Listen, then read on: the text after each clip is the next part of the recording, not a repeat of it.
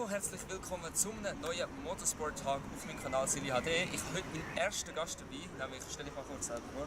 Ich nenne mich der Motor und komme aus Bern und mache hauptsächlich Motovlogs, aber heute bin ich unterwegs mit dir. Weil er hat mich nämlich angeschrieben und von einem Video von History Talk, wo sie gesagt haben, jeder Schweizer YouTuber soll mal seinen Kanal und so selber in die Kommentare schreiben, hat er mich angeschrieben, wenn wir jetzt eine Folge machen können. Und ja, das werden wir jetzt. Und etwas möchte ich vorab sagen, nämlich das ganze Format Motorsport Talk ist nicht geklaut von denen. Ich weiss, der macht das auch, nämlich mit dem Team GT, aber wenn man schaut, welche Folge zuerst rausgekommen ist, das nämlich meine gewesen. Das heisst, ich muss jetzt gar nicht sagen, ich habe die geklaut oder so. Das war meine eigene Idee gewesen. Wann hat es viel geklaut, was ich zwar nicht glaube und könnt einfach nicht haten, das ist einfach lustig. Das heutige Thema, weil wir befinden uns im Hintergrund von uns, sieht man nämlich nach dem E-Village von der Formel E. Dann haben wir jetzt extra einen Spot ausgesucht, wo wir da hin sind. Also du hast das? Ja, und er als Gast mitgekommen. Wir haben einfach gedacht, so, ja, zur Anlass von der Formel E, die ja am 10. Juni da in der Schweiz erstmal stattfindet, müssen wir doch einfach mal dorthin, an den Ort, wo das Ganze stattfinden wird. Wir haben uns gedacht, auf der Straße können wir schlecht filmen. Das ist so schön. Also, das wird schwierig und darum haben wir gedacht, suchen wir einfach den Platz, wo nachher das E-Village wird stehen, das heisst, dort, wo nachher die Siegerehrung und alles wird sein. Jetzt haben wir das im Hintergrund. Eine grosse Frage, die bei der Bevölkerung auftaucht, ist, lohnt sich das Rennen wirklich und muss es wirklich in Zürich sein oder hätte man auch nicht etwas anderes aussuchen können? Und genau um das Thema geht es eigentlich heute am heutigen Tag. Ich würde sagen, wir fragen erstmal unseren Gast, was er davon hält. Ist das Rennen wirklich nötig in der Formel 1 in der Schweiz oder ist es einfach nur überflüssig? Ich finde es, um ehrlich zu sein, schon nötig. Also ja, nötig ist halt eine Geldmacherei, das Ganze. Aber die Schweiz hat so ein Rennen schon lange nicht mehr gehabt. Das letzte war noch zu Bremgarten. Dann hat es einen Unfall gegeben. Und dann hatte ich das Gefühl, jetzt in der Schweiz kommt schön. Ja. Hier ist eine sehr berühmte Stadt. Ich denke, das ist ja sicher ein grosser Ding, wieso man Zürich ausgewählt hat als Austragungsort. Weil es ist halt so, wenn man die meisten Ausländer so halt in der Schweiz sagt, kommt dann automatisch die Bahnhofstrasse Zürich. Ja. Denke ich, ist ein recht guter Austragungsort, denke ich jetzt mit der Formel E, weil es braucht wieder, also klar, was wird jetzt das Rennen definiert. Ich meine, in der Schweiz haben wir nur Rennen, zum Beispiel das Klausenpass-Rennen ist ganz berühmt. Ja. Aber oder auf dem Tornego oben drauf. Genau, aber das sind alles so Etappen, also so Streckenrennen hat ein Start und ein Ziel und keinen Rundkurs. Und darum das ist das erste Rundkursrennen nach dem grossen Unfall, was es gegeben hat. Und finde ich, es ist wieder gut, auch für die Schweiz das Thema Motorsport wieder ein bisschen aufzubringen, gerade mit der Formel E, die jetzt auf allen genannt jetzt die Zukunft vom Motorsport ist. Genau, ist eigentlich ein Vorteil. Vor allem, es ist ja nicht laut, es ist ja nicht mal eine Lärmbelästigung. Das Einzige, was lärmbelästigend ist, sind wahrscheinlich Leute, die halt fehlen an der Strecke. Genau, ja. Und von dem her denke ich, ist es nicht so schlecht. Jetzt die Formel E wieder hier in Zürich, recht lokal. Das ist halt auch, denke ich jetzt mal ein grosser Pluspunkt, ist es ist halt die Anreise und das Ticket ja beinhaltet ist. Ja, das ist super. Da ist der hohe Preis, den man da für Tickets hat müssen zahlen, ist der legitimiert durch das, dass man auch einfach von der SBB noch, dass man gratis dort in dieser Zone Zürich kann gratis anreisen oder findest du, das ist auch ein bisschen zu viel Geldmacherei? Ich finde es ehrlich gesagt, das ist ziemlich schlau, dass sie es gelöst haben eigentlich. Aber ja, für die Schweizer ist es jetzt auch nicht so schlau. Die meisten wissen nicht. Wir haben halt das GA. Also, das ist eigentlich überflüssig. Man kann auswählen zwischen dem Ticket und dem. Das wäre sicher ein Vorteil gewesen. Ja. So klar, durch das, dass man sagt, ja, die öffentlichen Verkehrsmittel sind gratis zum Anreisen, ist es halt so, ja, man verhindert somit, dass eigentlich die Leute mehr mit Autos dahin kommen, weil man ja wenn das Autorennen da ist, wiederum abgesperrt ist und gar keinen Parkplatz findet. Aber es wäre halt wirklich gut gewesen, um halt einfach können sagen, so, ja, ich hätte gerne mit irgendwie im ÖV oder wo.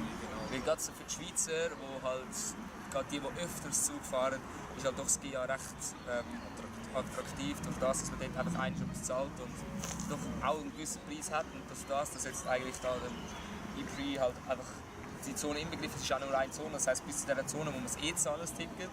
Darum, wenn hätte ich gesagt, wenn man das Ticket macht, wäre es vielleicht noch attraktiver gewesen, für mich die ganze Anreise wäre gratis gewesen. Ja, nicht gratis schon. Also ja, gratis, halt einfach. Also halt auch Zone Zürich für die Leute, die mit dem Flugzeug genau. Ja gut, das ist schnell einfach, würde man sagen, das Schienennetz oder so, genau. Anreise. Aber es ist jetzt so und mittlerweile gibt es ja schon keine Tickets mehr, es sind schnell ausverkauft. Das ist so geil. Also ich habe geschaut, am Morgen sind sie online gekommen, am Mittag sind sie bereits ausverkauft. Von dem her, ja, also schade finde ich auch, dass nur 2 Tribünen Tribünen haben. Ich werde jetzt wahrscheinlich da irgendwo unten schnell einblenden, wo die Tribünen genau sind. Die eine mit einem schönen Blick auf die Haarnadelkurve zum Anbremsen. Und die andere, glaube ich, nach der Schikane, wo man wieder rausbeschleunigt. Es sind so geile Orte zum Filmen und so, aber leider finde ich jetzt gerade so, so für die Zuschauer finde ich es klar, es ist näher und so, aber also nur 2 Tribünen finde ich das wieder so schön. Ja. Aber man kann ja in den Häusern drinnen bleiben. Ja, schon klar, für das muss man halt eben Anwohner sein, Ja. oder wenn man halt nicht gerade in der Nähe ist, finde ich es jetzt nicht so gut gelöst, aber es gibt kein Schlechtes. Ja, wie? Wo willst du noch mehr Tribünen haben? Ja, das ist klar, ja. Also klar, es gibt den einen oder anderen Ort, wo man eine Tribüne hinstellen kann, aber es ist nicht die Frage, so Aufwand und Ertrag, ob es sich wirklich lohnt, wenn man weitere Wegen Tribünen der Sicherheit vor allem. vor allem wenn es ein erstes Rennen wieder war. Und dann müssen wir aufpassen, also wir müssen schauen, ob es sich jetzt wirklich lohnt. Ich denke jetzt, ich hoffe, sie ziehen nächstes Jahr auch einen Lehr daraus, dass jetzt wirklich so wenig Leute, also so wenig Tickets gehabt haben und so viele Leute ist die Nachfrage gekommen. Ich denke gerade jetzt so als Prinzip von der Formel E, dass sie halt das Rennen in die Stadt bringen, zu den Leuten hinbringen. Ich denke, ich hat doch auch viel animiert, doch ein Ticket zu kaufen, weil halt die Anreise halt nicht so weit ist, anstatt eben zu einer Strecke fahren, sondern halt die Autos. Da musst du wahrscheinlich dort, wo alles hat. Es hat eben Läden zum Kaufen, zum Kaufen oder so. Du kannst Formel E schauen oder so. Das ist halt wirklich so. Und was haltest du davon, dass eigentlich die Formel E nur am Sonntag da ist? Ich meine, es ist ja wirklich Qualifying, Free Practice und ein Rennen ist halt wirklich alles nur am Sonntag. Und mit der Begründung, ja, es wird den Verkehr aufhalten. Was haltest du davon? Ich finde es schade, weil Formel 1 zum Beispiel siehst, hat es Freitag Training. Donnerstag zum Teil. Oder ja, genau, Donnerstag. Nachher am Samstag ist Qualifying und am Sonntag ist das Rennen. So wie das aufgebaut ist, finde ich es viel besser. Aber man sieht ja, in Monaco zum Beispiel, da fährt auf der Straße und da wird komplett Verkehr. Dort ist alles gesperrt. Ja. Dort akzeptieren es auch die Bevölkerung. Ja, klar. Ich denke in der Schweiz, so, jetzt, ob es am Samstag jetzt auch alles gesperrt wäre oder so. Ich meine, die E-Tribüne vorher anfangen zu bauen. Das heisst, beeinträchtigt wird der Verkehr so oder so. Und jetzt, ich finde, das ist jetzt halt eher so halt jetzt für die Rennstall, denke ich, immer das wichtigste Thema. So, es ist Free Practice und Qualifying und Rennen am gleichen Tag. Das heisst, wenn du dein Auto in der ersten Training gegen die Wand setzt, ist ja viel Spaß beim Reparieren. Wenn du es nicht hast, denke ich, ist es doch schade für Teams. Halt gerade für die Zuschauer, also wenn du so weißt, gut, das Auto ist jetzt einig gegen, hat nicht probiert, etwas zu probieren und genau. Hat probiert, das Letzte rauszuholen und ist nachher gegen eine Wand gefahren und kann jetzt einfach nicht starten. Ich denke, ist es auch nicht das Beste, aber Ja, ich habe mit mehr Autos. ja, schon klar haben sie pro Teams 2 Autos. Ja, ja. Man braucht beide Autos Für das Rennen, ja. für das Rennen. Wie findest du, wie haben sie es gelöst jetzt mit dem Generation 2 Auto, das ja jetzt kommt? Nächstes Jahr wird ja die grosse Erneuerung, dass es nur noch ein Auto gibt. Der Batteriehersteller ist jetzt auch gewechselt zu Williams. Die haben jetzt nachher nur noch ein Auto. Und früher ist also Formel E schon bekannt, dass man das Auto wechselt. Das geht de facto verloren. Findest du das? So, hat sie die Spannung jetzt weggenommen, oder dass es nur noch ein Auto hat? Es hat die Spannung weggenommen, ja. Weil jetzt Gefühl, die Rennfahrer werden nicht mehr so aggressiv fahren. Man sieht ja in den Rennen eigentlich, dass sie die Autos wirklich fast zerstören. Fast wirklich. Und dann in die Box reinfahren und dann auch kaputt Auto und sich dann wechseln auf das Neue. Darum habe ich das Gefühl, da geht ein Teil verloren, aber dafür geht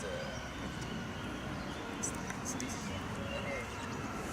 ja, es ist nachhaltiger so, oder? Ja, Ja, wenn es so 2 Autos hat, ja, scheißegal, ja, das Auto, geht es halt kaputt, nicht wie das. Ich denke, das war halt auch schön an der Formel E, dass es ein Stadtkurs ist und das Auto ist halt so. In der Formel 1 ist das alles kostet, weil fast ein Frontflügel kaputt kostet und schnell mal 15'000 Stutz Wenn nicht, Frontflügel auszuwechseln und da in der Formel E fliegen halt Teile weg und ich denke, so wird dann halt auch gerade sozusagen halt der Boxenstopp eliminiert, weil für was braucht es einen grossen Boxengas?